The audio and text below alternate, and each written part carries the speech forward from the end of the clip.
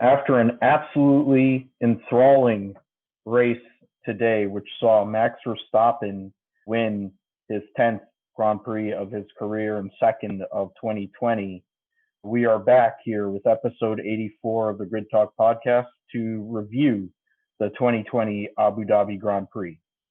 Hosting today will be me, Philip Mathew, host of the Rip Strip podcast, and with me are the hosts of the Monkeyseat Podcast, Tom Horrox. Hi there. And Karl King. Hey. All right, our beauty and brains for the operation, Steph Wentworth for Steph F1. Unfortunately, had MGUK issues, which caused her to have to do an early retirement in today's Grid Podcast, along with Sergio Perez, which we will talk about here shortly. Yeah, Max Verstappen was dominant, likes the flag victory, almost got the Grand Slam if it weren't for Daniel Ricciardo. Throw it to you first, Tom. Max Verstappen, great weekend for him, great way to end the 2020 Formula One season as he finishes third in the World Championship. Absolutely, thanks, Phil. Yeah, it was a great start, and he just controlled the pace from the outgo, and then under pressure on the restart as well with the Mercedes with their final use of their DAS system, was able to just pull away quite easily and really looked like an easy win for him. So yeah, congratulations to him. Good all round. Yeah, and for somebody else who kind of had a quiet, which basically was the whole race, quite frankly, Valtteri Bottas was only a few thousandths of a second away in qualifying, Karl, but once the race started, there really wasn't a whole lot to do for him. He really couldn't do anything, even with the safety car.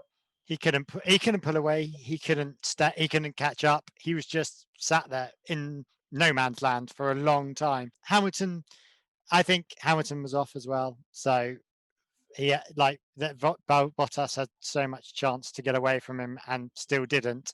I think Bottas could have had a better race and he could have caught up with Red Bull, although the Mercs were toned down a lot and they weren't as their usual pace that we were expecting.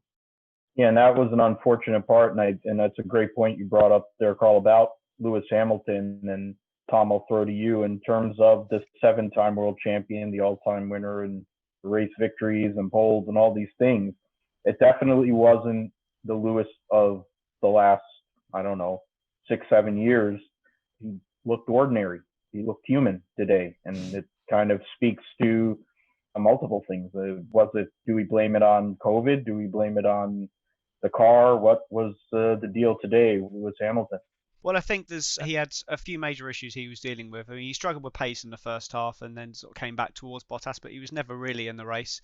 I think the issues he was dealing with, firstly, was the obvious one, recovering from COVID. We saw with Lance Stroll earlier in the season that it took him a lot longer than he thought to recover from it. It seems that Mercedes did have some underlying reliability problems all weekend. We saw it in qualifying with the with the Williams and with the Racing Point, and indeed the Racing Point in the race. So I think it was a number of things there, and also the fact that he is really racing for nothing, apart from, he said himself, just for the fun of it on the last race as well. We know he doesn't always hit the ground as fast as he normally does when there's nothing to race for. So I think a combination of those three things added up to a very average performance from him today. Yeah, and it's something they're already focused on 2021 with their car, and after they clinch both championships, you'd probably venture to say that they weren't fully vested in this deal as much as Red Bull and some of the other teams, which we'll be discussing shortly. And speaking of Red Bull, speaking of a driver that is probably racing for his job, Alexander Albon finished fourth, Karl, and solid, quiet, Albon did what he was meant to do for once, which was get up to fourth, stay in fourth, and just be good, and just be steady. But he didn't have any challenges. I mean, he was far behind Hamilton. He was far in front of Norris, and there was nothing for him to do really, and just keep it on the track. And on that track, there's no overtaking. There's no exciting bits. It's either very fast straights or very slow corners that you take. There's nothing there's no fast corners on it really to give you that chance of spinning off, which is an Albon favourite, although he did in practice. So there was a possibility he was going to do that, but actually he didn't. He was just he did what he should have done, which we shouldn't be praising. We should not be praising, but he did what he should have done. It's a good thing Steph isn't on here because I think there might have been a fight. But in terms of Albon, he finished, I think, 1.5 seconds behind Hamilton by the end of the race. Just to go back, Verstappen won by nearly 16 seconds. Bottas had, 3 and change seconds or thereabouts on Hamilton. And then we'll get into the midfield. And with one of the teams having a disaster of a race, it fell into the hands of McLaren. And Lando Norris getting starting 4th, finished 5th. Tom, you're wearing the McLaren kit, so throw to you, at least for Lando Norris, his performance here today. Very, very proud McLaren fan today. Absolutely buzzing that they got that 3rd place that they so deserve. Yeah, as for Lando's race, there are question marks over his general race pace. There's no doubting whatsoever that he is a demon qualifier. He's beaten Carlos Sainz over the 2 seasons they've been teammates. He's beaten them both times, granted just by the one qualifying result each season, but he's still beaten him over the course of the season. He did struggle with tyre wear earlier on, which did cause a bit of a train behind him, but he managed to maintain position. He couldn't get past Ricciardo on the older tyres, which is probably the biggest disappointment of his race, but he managed to manage his own race and a mature drive to a very strong 4th position, which in the end was massively beneficial to McLaren getting that 3rd place. So good result all round. Probably could have been slightly better in the midsection after the stop, but in the end it wasn't detrimental. Yeah, and another person who was able to go and utilize whatever strategy and do his thing in a season where he's had a lot of bad luck and unfortunate instances in between some great performances, most notably, of course, the Italian Grand Prix. As Carlos Sainz finishes 6th, they go and consolidate 3rd in the Constructors' Championship in Carlos Sainz's last race as a McLaren driver before he goes to the Scuderia. Yeah, I still don't think it's a good idea him going to Scuderia. I don't think that car's going to be any better this next year than this year, but we'll see about that. He showed great pace after the stops, and he did some great overtaking actually. He's dropped quite far back and then made his way back through the field. I just feel he's a great driver. He's definitely one to watch in the future. I don't know if Ferrari's going to be the right place for him. We'll see. I hope so. I'm still looking forward to the Sainz Leclerc fights that always seem to happen. The whole season it's been about those two as future stablemates having a little tussle. But yeah, I think Sainz is a great driver, and it'll be a loss for McLaren if they weren't getting Ricciardo. Yep, that's something that we will see for sure now that McLaren will be getting Mercedes power plants for 2021 again after a few years with other manufacturers. They'll be back with Mercedes, and will Paya machines be up again? Will they be able to keep increasing their performance back to where we usually have known them for many decades as a top flight team with a new pairing of Lando Norris and the driver who finished 7th, Tom, Daniel Ricciardo, who stole fastest lap, took away Max Verstappen's Grand Slam opportunity late in the race, went long on the hard tires to start the race, made some good overtakes, and was able to manage that strategy to go and hit later and switch the tires on and finish 7th. Yeah, I think he was lucky in that he was allowed past his teammate on lap 7, which I think in the end probably made his race. I think that staying out under the virtual safety car was a necessity given that he was starting on the hard tyres, and then by coming in under VSC, all he would be doing would be guaranteeing he would have to make another stop later in the race, because there's no way would those tyres have lasted to the end of the race, because he would have had to fit the medium or the soft. That being said, that he made those hards last to lap 40, as I alluded to earlier. He did keep Lando Norris behind him, so he has to get some credit for that as well. His pace was seriously good on those tyres, making it all the way to lap 40 and then managing to create such a gap so that he would only lose a couple of places. I was keeping an eye on his sector times, as I did think that he was going to be flying towards Carlos Sainz on those soft tyres, but the softer tyres. But as it was, he wasn't able to do that, which in itself is a bit surprising. But he obviously had enough left because, as you said, he was able to bag the fastest lap right at the end. So seriously impressive performance from Daniel Ricciardo today. Yeah, and it's for his last race driving for what will become team here, probably in a few weeks' time, officially the former Renault team, however guys it's been, Benetton, et cetera, as he moves on to McLaren. The 8th finishing position was Pierre Gasly, basically par for what the team has been most of the year. His greatest accomplishment happened, of course, in Monza a few months ago, Carl. But another solid performance for Pierre Gasly, as he's likely going to be having a new teammate in 2021. Yeah, a teammate that he overtook quite bravely. And he was a steady race this time and showed great pace. But he wasn't anything special compared to what we have seen recently in this season. He's a great driver, and I think as we've mentioned a couple of times in our podcast, he's happy at AlphaTauri, and that's where he's staying, and that's where he should stay. I don't know if there's any other movement for him, but as a finisher, he's great, and I think he's been the surprise of the season for me, of being one that I didn't expect to do well and has done great. Yeah, and I think for Gasly, the future is bright. I think there are options the same way as somebody we're going to be talking about later.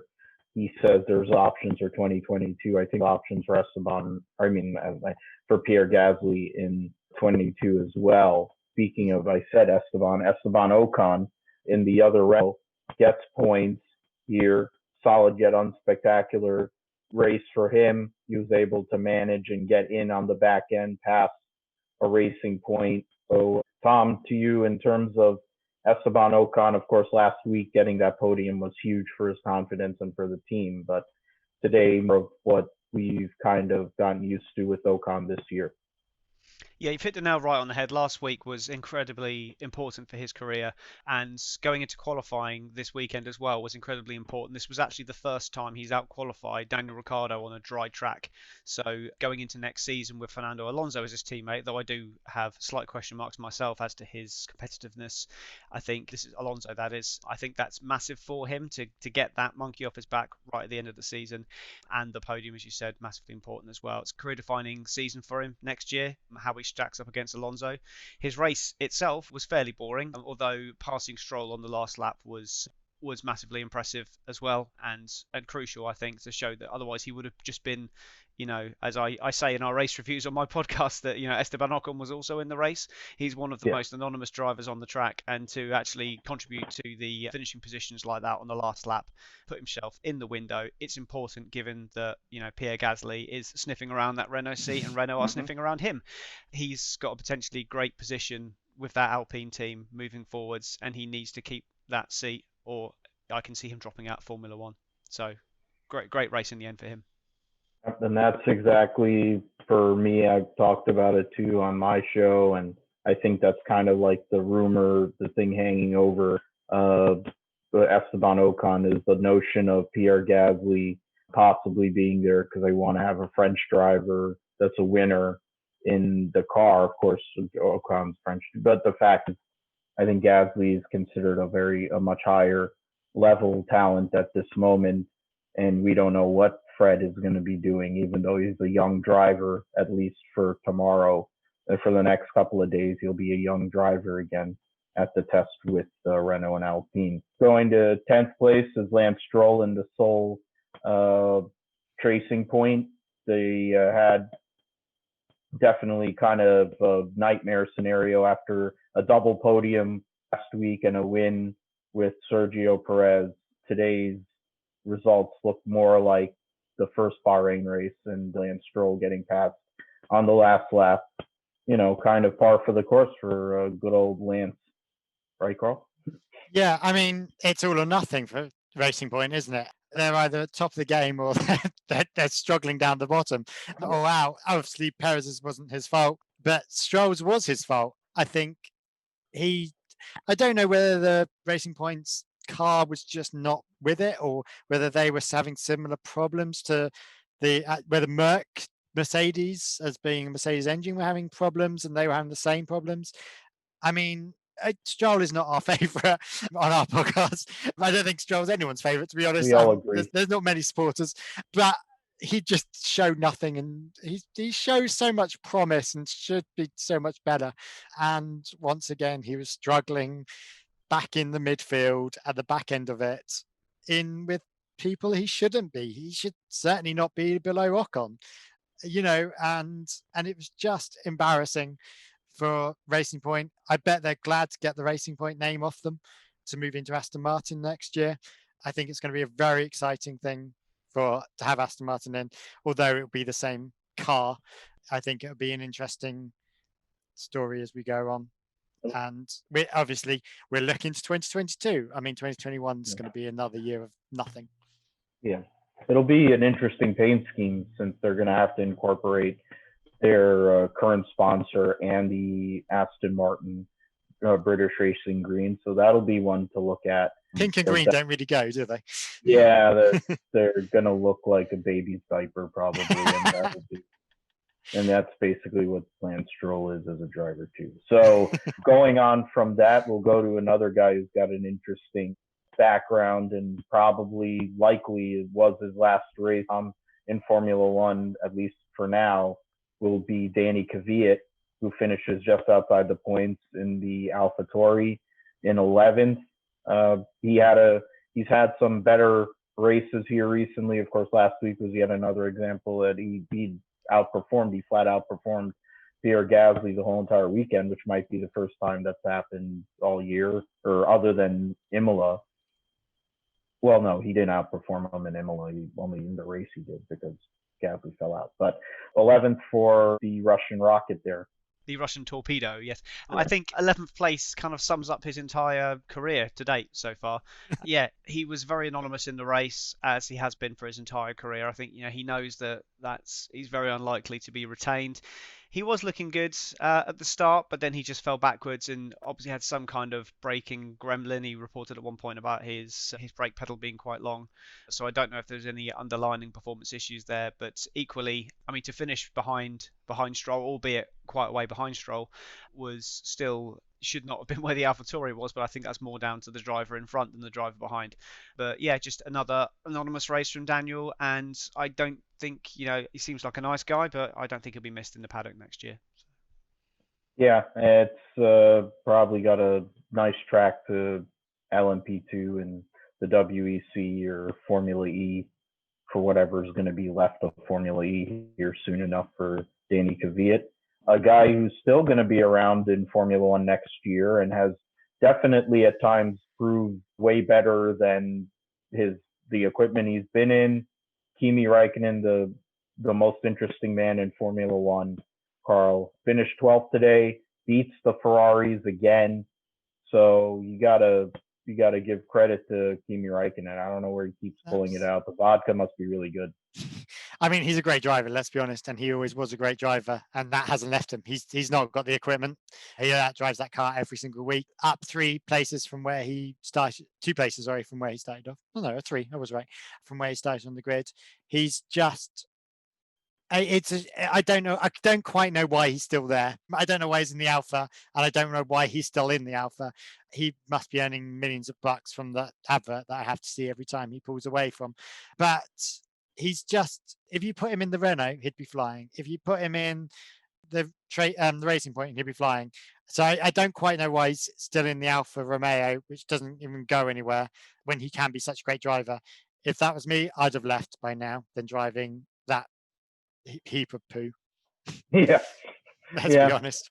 Yeah, that's true. That's not the only load that's out there. The car that we're going to talk about here next is probably the biggest load in the whole entire circuit. I called it a red toilet on wheels on the show many months ago, and then I forget who it was in the chat went and did the meme of a portalette with a red portalette with a number 16 and a number 5. So yeah, speaking of the red portalette number 16, Charles Leclerc finished a lap down. So everybody from outside of the top 10 was lapped by Max Verstappen in this race, and that includes Charles Leclerc finishing 13th. Tom, wasn't one of his better performances, coming off, of course, getting into Checo and Max at Bahrain Roval, and then this week just having an absolutely uninspiring end to what has been a very brutal 2020 for the Ferrari team. Yeah, well, Alain Prost was famously dismissed by Ferrari for calling that car allegedly a tractor. I wonder what Charles Leclerc's been calling it behind closed doors. Yeah, his race in general, he dropped 3 places at the start and then ended up behind his teammate. And then even on medium tyres, stayed out during the safety car, the virtual safety car, which seemed like a bit of a crazy decision because he was never going to benefit massively from that. And as that really made his race again. He ended up stopping on lap 23 for hards, but he was already in last place by then. He was struggling with track limits, going off left, right, and centre. And to be honest, the only reason he finished above his teammate in the end was because Ferrari did a Ferrari and left Vettel out there to slow up the pack so that he could catch up and make those places at the end. So bit of a nothing season and a nothing race once again, and partly down to Ferrari rather than him, who's obviously outperforming the car. Yeah, those podiums earlier in the season show what kind of potential he has. Now, can they actually provide him a car?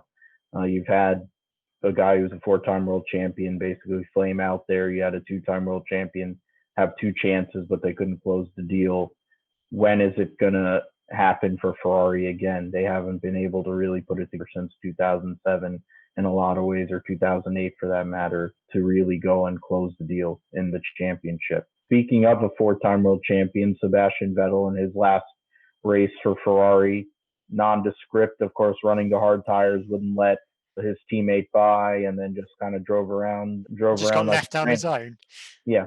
Absolutely just got left out there, left on his own. I mean, Ferrari have not cared about him this whole season at all. It was just a very dull race from a exciting man. You know, he should be. I can't wait for him to be in the Aston. I think he might show some pace. If he doesn't, it's time to retire. It's one of those. It's a make or break for next year for him. But he's just done nothing this year. Lost a place from the grid in this race. But I don't know if he was playing the team game. I presume he was, but then he wasn't at the beginning. So I don't quite know why he was even trying to play the team game of being left out in those hards. Haven't really got much of a clue as to what's going on in Ferrari. It's just a mess. The whole system, the whole company's a mess. Yeah, since Braun left, the company's been a mess. So yeah, the CEO just left a few days ago. What's his name? The guy that runs the team, Mathew, Matt Binotto wasn't even there. I mean, it kind of looked like a cluster. It has been a whole cluster of a year. I'm curious to see what Vettel's going to do. Ever since he crashed at Germany in 2018, there's been a real switch in his performance, honestly, and how he's been the 4-time world champion, being able to win and being a consistent contender. He hasn't been that same guy for the last basically two and a half years. And why anyone believes that he's going to go to Stroll F1 and all of a sudden be the lead dog there makes no sense to me. They don't know how to even give a good car to Checo Perez. He pulled it out of his butt and they fired him anyway. So I don't know what they think they're going to get. I think Sebastian Vettel's just going there because there's probably alternative options later on. He can run sports cars or whatever, LMDH. I think that's really what the angle is.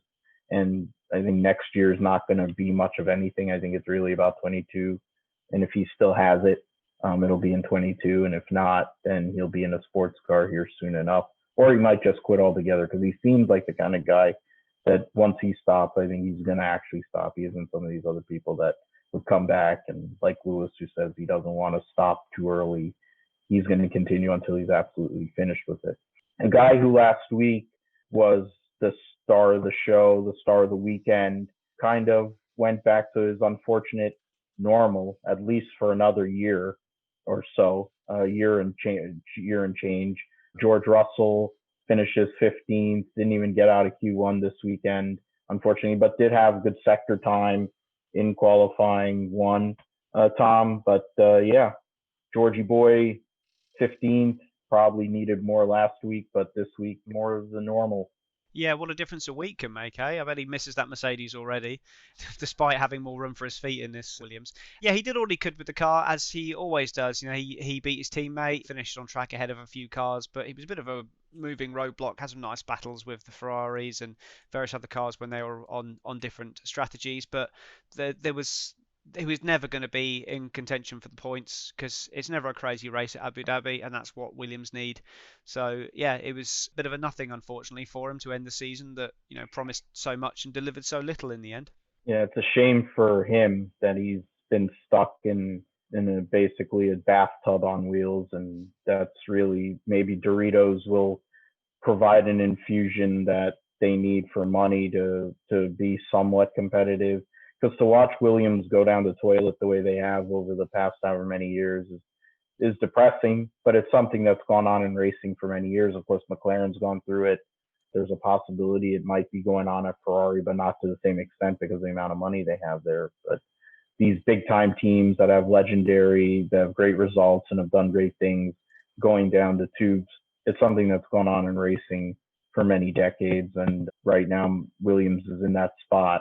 Hopefully for George's sake, it'll be better coming into 2021. Another driver who's out there, he'll have a ride next year, Antonio Giovanosi, finished 16th in the second Alfa Romeo. Karl, I really, it's Antonio Giovanosi. That's all I got. Who is he? I don't even know who he is. He's sort of so nothing. He's so vanilla. He didn't do the right strategy. He just stayed out. He twiddled his thumbs lots and did nothing. Absolutely sweet tiddly pie, apart from lost 2 places, which I don't even know where he lost those 2. He's such how that man has got another year in the car. I don't know. I literally have no idea. Not when, let's be honest, there is so many Ferrari young drivers that can go into that position. Why is he still here? Well, not even just Ferrari young drivers, put Perez in there. Anyone. How is he still in? I have literally no idea. I don't know. And he's not even a paid driver. So I have no idea. He's just he's probably the most boring man on there. And that's saying something compared to Ocon, Yeah. It's something that Alpha Slobber kept both of their drivers, but then Haas replaces both of theirs. It's like, why don't you just go and do the same thing? You're basically a Ferrari junior team. Take Callum Ilott and take Sergio Perez or whatever and start over and get some more infused cash with Sergio Perez. That would probably make a lot more sense. And you'd have a young driver that's hungry. You want to keep Giovanosi, keep him there as a tester. I mean, what's the difference? You're going to run in the same place anyway. I don't know why keeping the same lineup does when you have the same cars. It really doesn't do anything for anybody. Speaking of somebody that's irrelevant and is basically done nothing most of the year, Nicholas Latifi and the Williams, Tom, the end of his rookie year campaign, Daddy has provided that money with Lavazza, which sponsored Leila Lombardi way back when. He did sponsor somebody that he could actually drive. But yeah, Nicholas Latifi finishes out his rookie campaign in 17th there today. Yeah, and ironically, the person that everyone said, well, at least we know who's going to be getting Rookie of the Year next year. I genuinely think that Jack Aitken has outdone him for that. Again, just did nothing in the race at all. He got soundly beaten by his teammate once again in qualifying, despite Russell not getting into Q2. He was still 0.4 of a second off George Russell. And, George Russell, you could maybe forgive for being a little bit off the pace, given what he was driving last week. And, he went backwards again. Well, I say went backwards. He moved forward one position in the race with Perez retiring. But, it just didn't really do a lot for me, again, as usual. So, not even Rookie of the Year when he's the only rookie. No, because Aiken went and outperformed him until he went and put it in the fence there to cause that safety car last week. Aiken was actually better than him, I think, in general in that car too. And he hasn't been in the car for I don't know how long. So credit to him and not so much to Latifi. These Canadian billionaire daddy's money kids don't have to worry about their jobs. I would like to have a Canadian billionaire parent, and then I could go and get my fat ass into a Formula One car too. In terms of somebody who's coming to America here next year to follow in his dad's footsteps, as a driver who got ran out of Formula One, though he probably had a way longer career. He did have a way longer career in Formula One than his dad had. Is Kevin Magnussen in his final race in Formula One for half was he had to take grid penalties and the like for this race, but 18th on his final race in F1 there, Carl. Yeah, and he's just another one that I'm glad he's gone. I'm looking forward to the new team on the Haas. The most exciting thing he did was a few donuts, which he couldn't even get right on the first attempt of doing them. That's probably the most exciting thing he did this race. I mean, he did make up for place and start, and he started in 20th and ended up in 18th, although Perez helped that one, and Fittipaldi, his teammate. And I just think he's I hope he does better in America with you guys over there, but I don't think he's done that well in Formula One, and I don't think he's ever coming back. Yeah, I think for Kevin, McLaren we're starting to go down the toilet by the end of Lewis's time there, and then it precipitously has dropped to where now they had to start bringing it back up this last couple of years. And Kevin Magnussen was a part of that time. He ran 1 year, they ran him out the door. I think he spent a year at Renault, and then he spent the rest of his career at Haas, which is probably the third worst car on the grid, or it has become between the second and fourth worst car, depending on the year. So he'll be driving for Chip Ganassi Racing in the United States in the WeatherTech Sports Car Championship, following in his dad's footsteps way back when he came to America to run sports cars, and has had a great career. So I figure Kevin Magnussen's probably going to like it a lot more here in America because he'll actually be competitive. Another guy who's lived in America, the 2011 limited late model champion at Hickory Motor Speedway, Pietro Fitipaldi, in his second and likely last GP appearance before he probably comes back to run IndyCar full time. 2 laps down, had problems.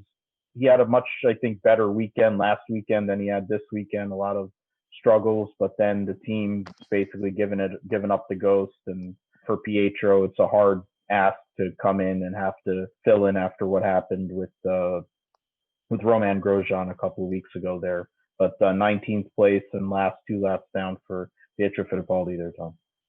Yeah, I mean, he had a reasonable showing in qualifying, just being 3/10 off Magnussen. But I think Magnussen, I'm not sure his pace was really shown in qualifying because he knew he'd be starting at the back anyway. Yeah, he did okay, but for his experience, but you don't win prizes for most improved. Yeah, so he went to lap 51, had to stop a second time on lap 51, and then as a result, was 2 laps down and nowhere near his teammate at the end at the flag. Like you say, I think probably his second and last race in Formula One, but hopefully it's put him in the shop window, got him a bit of funding, and he can go and now get a drive somewhere where he's a bit more suited. Still gets Rookie of the Year for me. Oh yeah, that's true too. He actually they should give him Rookie of the Year. It'd be nice. And bring that hardware home.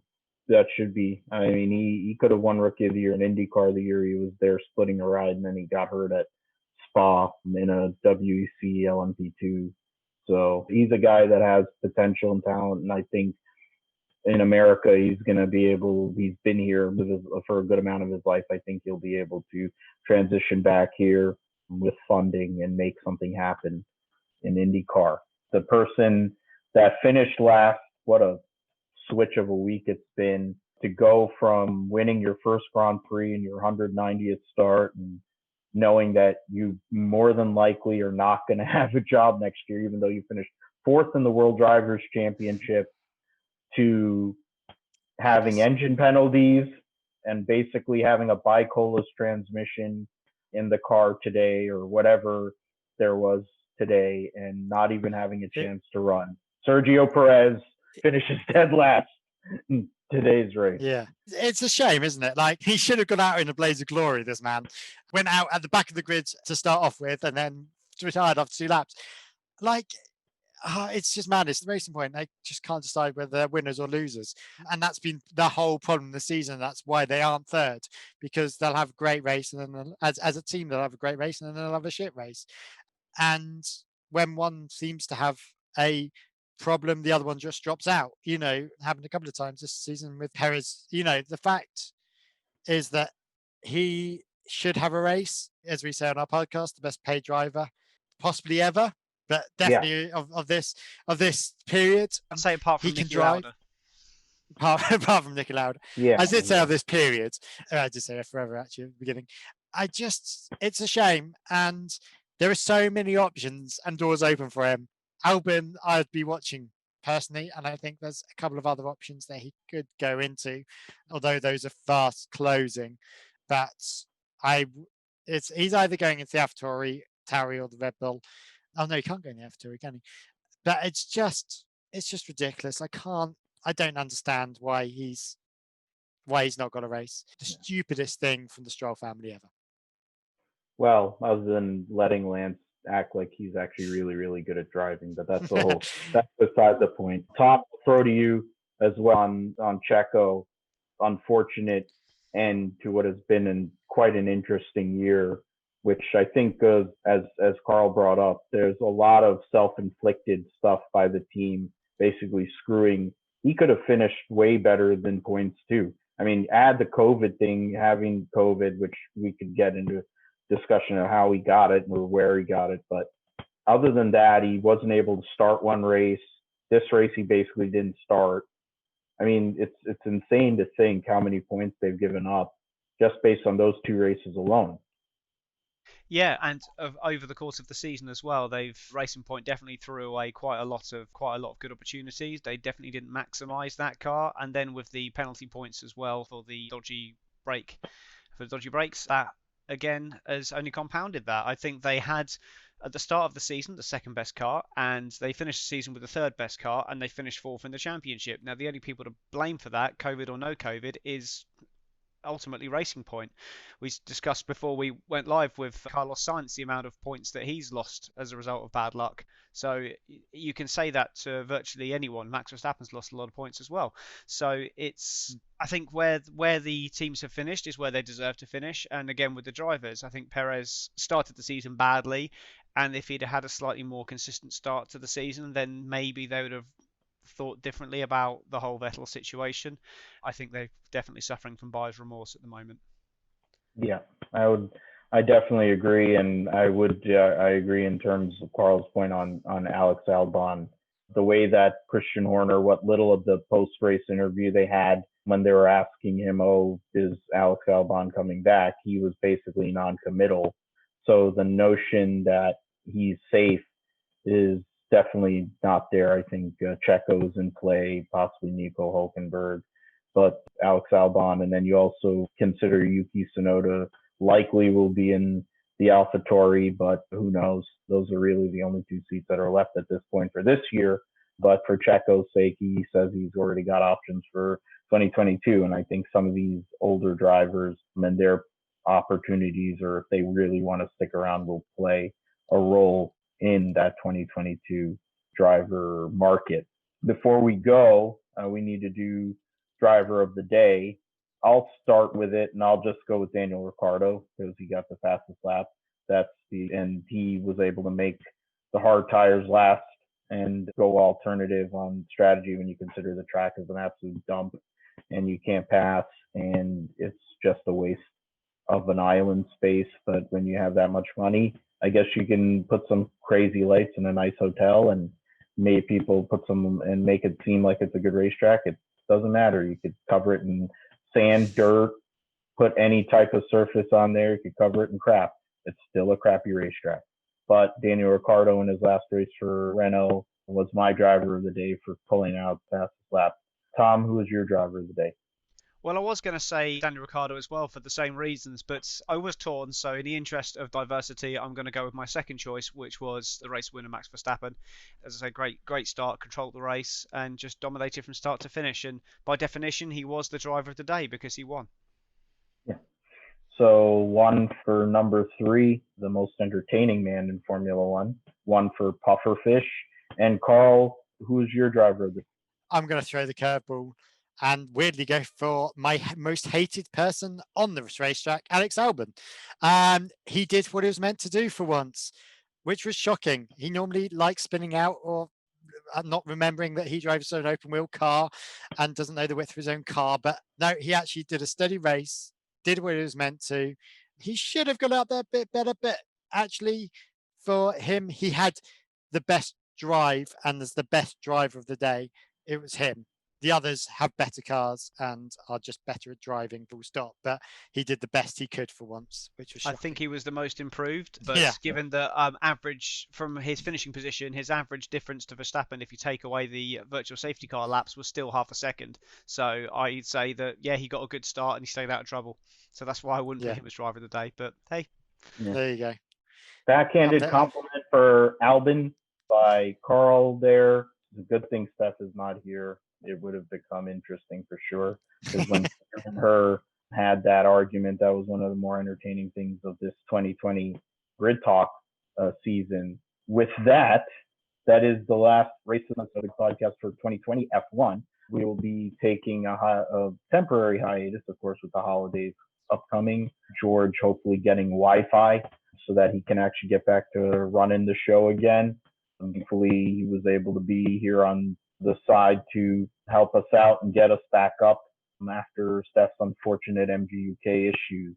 We have an official store for merchandise. Just go on to the F1 Chronicle website to get custom mugs, t-shirts, and more. The interesting sayings like from Kimi Raikkonen amongst other drivers. We're broadcasting the show live on Facebook. So like the F1 Chronicle on Facebook to see the show live if you are right now. And we thank you if you are or later on.